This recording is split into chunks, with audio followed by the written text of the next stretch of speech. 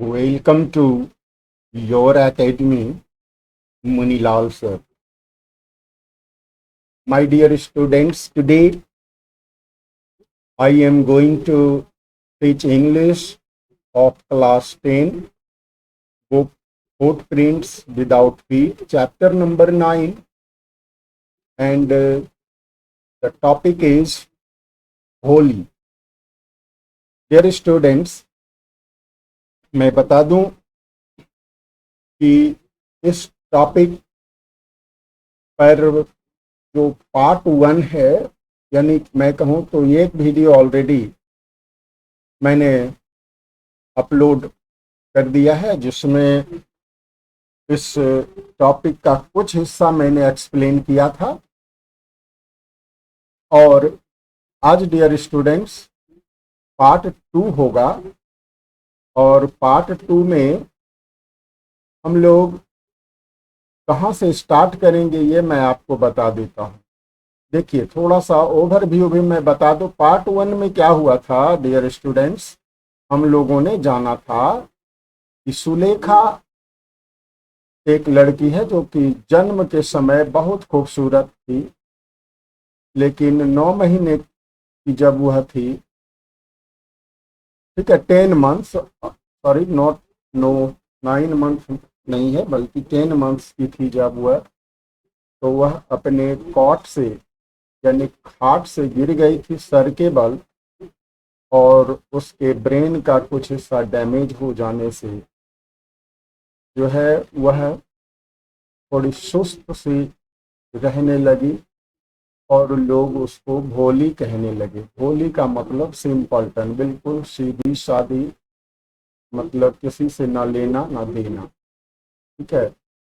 और जाना था कि नंबरदार रामलाल के कुल 7 चिल्ड्रन थे, उसमें से 4 डॉटर्स और 3 सन्स थे। सन्स को टाउन में, सिटी में भेजा गया था स्कूल और कॉलेज में पढ़ने के लिए, और बेटियों में जो 4 बेटी थी, तो एक बेटी का नाम था सबसे बड़ी वाली का राधा, जिसकी शादी ऑलरेडी हो चुकी थी। दूसरे नंबर की बेटी थी मंगला, उसकी शादी डिसाइड हो चुकी थी, यानी सेटल हो चुकी थी। और तीसरी बेटी थी चंपा, ठीक है। तो चंपा की भी शादी हो गई, क्योंकि वे तीनों लड़कियां खूबसूरत थीं, उनके लिए वर तलाशने में कोई दिक्कत नहीं हुई, ठीक है। लेकिन रामलाल भोली को लेकर परेशान था, क्योंकि भोली न तो बुद्धिमान थी और न ही देखने में सुंदर थी, ठीक है। इसी बीच क्या होता है कि उसके गांव में एक जो है ना प्राइमरी स्कूल ओपन होता है, और उस ओपनिंग सेरेमनी में उसके जो बॉस हैं नंबरदार रामलाल के, यानी तहसीलदार, वे आते हैं और रामलाल को यह निर्देश देते हैं कि आप अपनी बेटियों को विद्यालय भेज करके गांव वालों के सामने एक मिसाल कायम करिए, यानी एक एग्जाम्पल आप रखिए, एक उदाहरण बनिए आप, ठीक है। चूंकि आप भेजेंगे लड़कियों को स्कूल, तो बाकी गांव वाले भी भेजेंगे। ऐसा डियर स्टूडेंट्स इसलिए है कि आज के संदर्भ में यह बात बड़ी अटपटी सी लगेगी, लेकिन ये बात आज से 100-200 साल पहले थी कि लड़कियों को घर से बाहर नहीं निकलने की इजाज़त थी, यानी घर से बाहर जाने का मतलब उसे लोग बदचलन कहते थे, उसके चरित्र पर दाग लग जाता, ठीक है। तो इसलिए ये जमाना आज का नहीं है। आज तो लड़कियां और लड़के लगभग समान हैं। मैं तो कहता हूँ कि भाई लड़कियां कई क्षेत्र में लड़कों से भी आगे।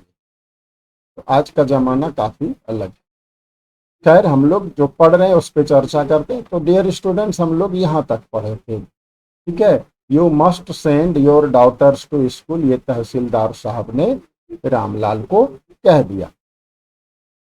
अब आगे देखिए क्या होता है। दैट नाइट, यहाँ से स्टार्ट कर रहे हैं डियर स्टूडेंट्स आज हम लोग। That night when Ramlal consulted his wife, she cried, are you crazy, यानी उस रात, यानी जिस रात तहसीलदार साहब जिस दिन आए थे ना, उसकी रात में जो है रामलाल ने अपनी पत्नी से कंसल्ट किया, यानी उससे विचार विमर्श किया, सलाह ली उससे। तो वह चीख करके बोली, क्राइड यानी चीखते हुए चिल्ला करके बोली, आर यू क्रेजी, आप पागल हो गए हैं क्या? If girls to go to school who will marry them. कहा यदि लड़कियां स्कूल जाएंगी तो हु विल मैरी, मैरी मतलब शादी करना, ठीक है, तो हु विल मैरी देम यानी तो उनसे शादी कौन करेगा। अर्थात लड़कियां स्कूल जाने का मतलब उनकी शादी में दिक्कत होगी, हो सकता है शादी न भी हो।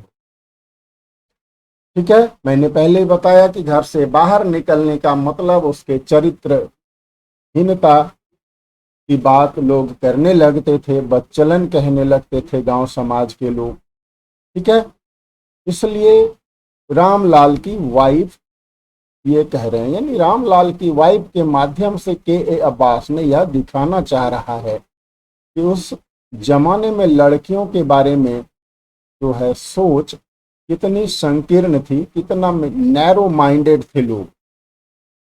But Ramlal had not the courage to disobey the tehsildar. लेकिन रामलाल में कहता हुआ कैरेज नहीं था, करेज मतलब साहस होता है डियर स्टूडेंट। ठीक है, इस बात का करेज टू डिसऑबे, अवहेलना करने का।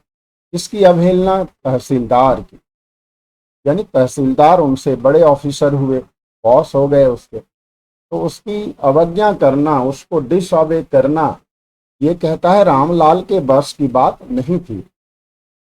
Eight last his wife said, तो अंत में उसकी पत्नी ने कहा, I will tell you what to do, कहा मैं बताऊंगी कि आपको क्या करना है। सेंड भोली टू स्कूल, और देखो बता दी, सेंड भोली टू स्कूल यानी भोली को स्कूल भेज दीजिए। As it is there is little chance of her getting married with her ugly face and lack of sense. कहा जो ऐसी बात है, एज इट इज चूंकि there is little chance of her getting married, उसकी शादी होने की चांस यानी संभावना बहुत कम है। क्यों? विथ हर अगली फेस, उसकी कुरूपता यानी बदसूरती, और लैक ऑफ सेंस बुद्धि की कमी अर्थात मूर्ख, क्योंकि वह मूर्ख है और उसमें खूबसूरती नहीं है, कुरूप है, वह बदसूरत है, इसलिए भोली की शादी ऐसे भी होने की संभावना नहीं के बराबर है। इसलिए आप भोली को स्कूल भेज दीजिए। Let the teachers at school worry about, और क्या कहा कि जो टीचर्स होते हैं स्कूल के ना, उन्हें वरी अबाउट हर यानी भोली के बारे में जो है उन टीचर्स को, स्कूल के शिक्षकों को सोचने दीजिए, चिंता करने दीजिए, हमें चिंता नहीं करनी। ठीक है, the next day Ramlal caught Bholi by the hand and said, अगले दिन रामलाल ने कॉट, कैच मीन्स पकड़ना, तो कैच का भी टू कॉट, पकड़ा भोली, बाय द हैंड भोली का हाथ पकड़ा, एंड सेड और कहा, कम विथ मी, कम आओ, विथ मी मेरे साथ, अर्थात मेरे साथ चलो। I will take you to school, मैं तुम्हें स्कूल ले चलता हूं या ले जाऊंगा। होली वॉज फ्राइटेंड, होली डर गई, फ्राइटेंड मीन्स डर गई, हॉरिफाइड हो गई वह। क्यों हो गई? She did not know, she did not know what a school was like.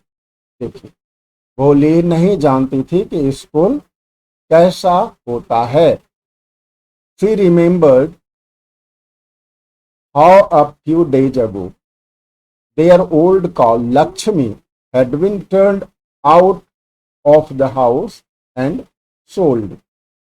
अब she remembered यानी भोली को याद आया कि a few days ago, थोड़े से दिन पहले, कुछ ही दिनों पहले, किस प्रकार, हाउ, किस प्रकार, देयर ओल्ड काउ, उनकी बूढ़ी गाय लक्ष्मी, गाय का नाम था लक्ष्मी, वो क्या किया गया, had been turned out of the house, उन्हें घर से निकाल लिया गया, एंड सोल्ड, और बेच दिया गया। तो कहने का मतलब है कि भोली को भी यह डर लगने लगा कि कहीं बूढ़ी गाय की तरह मुझे भी तो नहीं बेच दिया जाएगा। ऐसा क्यों? भोली के मन में इनफीरियरिटी कॉम्प्लेक्स है, यानी वह सोच रही है कि मैं भी घर की बेकार चीज हूं, कहीं बूढ़ी गाय की तरह मुझे भी तो नहीं बेचने ले जा रहे हैं पापा, इसलिए वह डर गई। तो देखिए कैसे रिप्लाई करती है Bholi, no no no no no no no no no, she shouted in terror and pulled her hand away from her father's grip. अब कहता है नहीं नहीं नहीं नहीं नहीं नहीं, she shouted in terror, वह डर के मारे चिल्लाई, और pulled her hand away, अपने हाथ को दूर खींच लिया अपने पापा के ग्रिप से, पकड़ से, ग्रिप मतलब पकड़, ठीक है। What's the matter with you, you fool, shouted Ramlal, Ramlal ने चिल्लाते हुए कहा, क्या हुआ रे बेवकूफ, fool, I am only taking you to school, कहा मैं तो तुम्हें केवल स्कूल ले जा रहा हूं। Then he told his wife, फिर रामलाल ने अपनी पत्नी से कहा, let her wear some decent clothes today, और else what will the teachers and the other school girls think of us when they see her. तो कहा कि भाई let her wear some decent clothes today, आज जो है इस भोली को जो है ना कुछ डिसेंट क्लोथ्स, कुछ अच्छे कपड़े पहना दो, ठीक है, नहीं तो स्कूल के टीचर और स्कूल की बच्चियां, स्कूल की लड़कियां हमारे बारे में क्या सोचेंगे, ठीक है। New clothes had never been made और भोली, अब डियर स्टूडेंट्स यहाँ देखिए क्या स्थिति थी भोली की, नए कपड़े तो भोली के लिए कभी बनवाए ही नहीं जाते। The old dresses of her sisters were passed on to her, तो कैसे काम चलता था, जो उनकी बहनें थीं तो उन बहनों के जो पुराने पुराने कपड़े होते थे, ओल्ड ड्रेसेस, ठीक है, वे उन्हें पास कर दिए जाते थे, उन्हें दे दिए जाते थे। No one cared to mend or wash her clothes, और कहता है उनके कपड़ों की मरम्मत करना और वॉश यानी धुलाई करने की कोई परवाह नहीं करते थे। केयर करना मतलब परवाह करना, ठीक है। But today she was lucky to receive a clean dress, लेकिन टुडे आज she was lucky to receive a clean dress, ठीक है, वह एक साफ सुथरे कपड़े को पाकर के लकी हो गई, धन्यवाद, सॉरी उसको कहते हैं धन्य हो गई, वह अपने आप को लकी, भाग्यशाली वह समझने लगी, ठीक है। कैसा ड्रेस पाया, क्लीन ड्रेस, साफ कपड़े, which had shrunk after many washings, जो कई वॉशिंग्स, कई धुलाइयों के बाद, बार बार की धुलाई से कपड़े श्रंक हो गए थे, सिकुड़ गए थे। श्रिंक इसका V1 होता है डियर स्टूडेंट्स, SHRIN, इस जगह ये यू को हटाकर आई कर देंगे तो V1 हो जाएगा, श्रिंक मतलब सिकुड़ना। एंड नो लॉन्गर फिटेड चंपा, और कहता है कपड़े ऐसे थे कि कई धुलाइयों के बाद वे सिकुड़ भी गए थे और वह चंपा को फिट नहीं होते थे, यानी चंपा को नहीं हट रहे थे। She was even bathed and oil was rubbed into her dry and matted hair, और डियर स्टूडेंट्स यहाँ पर राइटर के शब्दों पर ध्यान दिया जाए, शी वॉज इवन बाथ, उसे स्नान भी कराया गया। इस बात इस शब्द पर ध्यान देना, ये भी शब्द बहुत कुछ कहता है यहाँ पर। ठीक है, क्या कहता है? उसे स्नान भी कराया गया, इसका मतलब पहले से उसे स्नान नहीं कराया जाता था। और ध्यान देना, एंड वाइल वॉज रब्ड, तेल रगड़ा गया, and into her dry and matted hair, dry कहते हैं सूखे, मैटेड उलझे हुए। अब देखो बाल उनके कैसे हैं? सूखे हैं, उलझे हैं, अर्थात तेल भी उनके बालों में कभी नहीं लगाया जाता था जब स्नान ही नहीं कराया जाता था, तो तेल की तो बात ही नहीं उठती।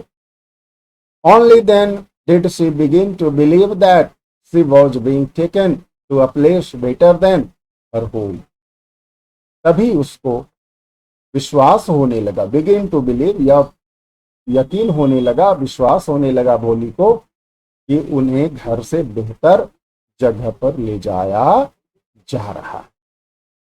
When they reached the school, the children were already in their classrooms. जब भोली और उनके पापा स्कूल पहुंचे तो वहां पर अपने अपने क्लासरूम में ऑलरेडी बच्चे थे पहले से ही। Ramlal handed over his daughter to the head mistress, और रामलाल ने हैंडेड ओवर मतलब सौंप दिया अपनी बेटी, किसको? हेड मिस्ट्रेस, जो प्रधान अध्यापिका होती है ना, हेड मिस्ट्रेस उसको कहते हैं। हेड मास्टर का फेमिनिन जेंडर यानी स्त्रीलिंग, ठीक है। हेड मास्टर प्रधानाध्यापक और हेड मिस्ट्रेस प्रधानाध्यापिका, ठीक है। तो भाई हेड मिस्ट्रेस को सौंप दिया। लेफ्ट एलोन, अकेली रह गई Bholi. The poor girl looked about her with fear laden eyes, अब बेचारी पुअर गर्ल यानी बेचारी भोली ने, उसी को कहा गया है यहाँ poor girl, looked about her, अपने आसपास देखा, with fair laden eyes, fair sorry fear, fear means होता है भय, लेडन लदा हुआ यानी भय से भरी हुई आंखें, अर्थात सहमी हुई आंखों से, डरी हुई आंखों से भोली ने अपने आसपास देखा। देयर वेयर सेवरल रूम्स, कहते हैं कई कमरे थे, and in each room girls like her squatted on mats, और हर कमरे में जो है लड़कियां, लाइक हर उनकी तरह, यानी उनकी उम्र की, भोली की उम्र की लड़कियां जो हैं बैठी हुई थी मैट्स पर, चटाइयों पर, रीडिंग फ्रॉम बुक्स और राइटिंग ऑन स्लेट्स, या तो वे लड़कियां किताबें पढ़ रही थी और स्लेट्स में लिख रही।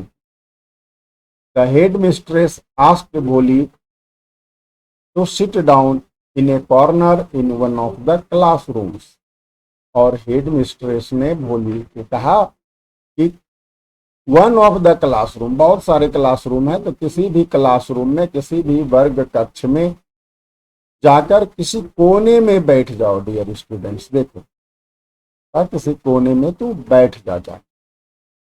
तो डियर स्टूडेंट्स, आज के वीडियो में इतना ही, मिलते हैं फिर नेक्स्ट वीडियो में। तब तक देखते रहें योर एकेडमी मुनीलाल सर। और dear students, do not forget to subscribe my channel if you are new, and also do not forget to like and share this video to your friends. Thank you. Jai Hind, Jai Bharat.